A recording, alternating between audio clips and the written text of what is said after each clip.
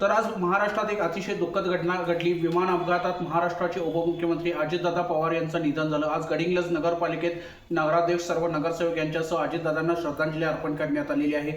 आता आपल्यासोबत राष्ट्रवादी काँग्रेसचे गडिंग्लज शहराध्यक्ष सिद्धार्थ बन्ने त्यांच्याकडून जाणून घ्या अधिक माहिती काय आहे। सिद्धार्थ, काय सांगाल? अजितदादांचं आज निधन झाले। आता महाराष्ट्रावर प्रचंड मोठं दुःख कोसळलं, त्याचं सगळ्यांनाच धक्का बसलेला आहे।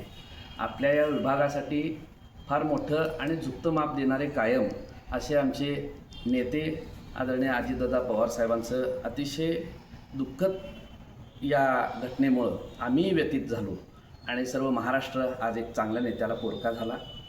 त्यांच्या आत्म्याला शांती लाभण्यासाठी उद्या सर्वच जण आपण गडिंग्लजचे व्यापारी उद्योजक एक श्रद्धांजली अर्पण करण्यासाठी मी सर्वांना आवाहन करू इच्छितो, अगदी जड अंतकरणानं विनंती करू इच्छितो की उद्या निदान दुपारी 12 वाजेपर्यंत त्यांना भावपूर्ण श्रद्धांजली अर्पण करण्यासाठी आपण गडिंग्लज बंद ठेवावं एवढी मी विनंती करतो।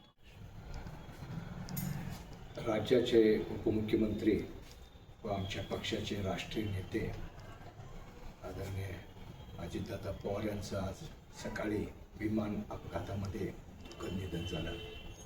ही घटना समजल्यानंतर फार मोठ्या वेदना आणि भावनावश झालो आम्ही। एक कर्तृत्वान नेतृत्व राज्यानं आज मुकलेलं आहे। असं नेतृत्व तयार व्हायला अनेक वर्ष लागतात। ही पोकळी भरून काढणं इतकं सोपं नाही आहे। नीतीच्या मनात काय होतं माहीत नाही। खरं आज जे घडलं ते भयानक, अत्यंत वाईट आणि दुःखद घडलेलं आहे। मी गडिंग्लजच्या नागरिकांना, दुकानदारांना विनंती करतो की उद्या दुपारपर्यंत आपण सर्वांनी दुकान बंद ठेवून स्वर्गीय अजितदादा पवार यांना श्रद्धांजली व्हावी एवढी विनंती करतो। तर आता आपल्यासोबत हे राष्ट्रवादी काँग्रेसचे शहराध्यक्ष सिद्धार्थ बन्ने असतील, गडिंग्लजचे नगराध्यक्ष महेश तुर्भतमठ असतील।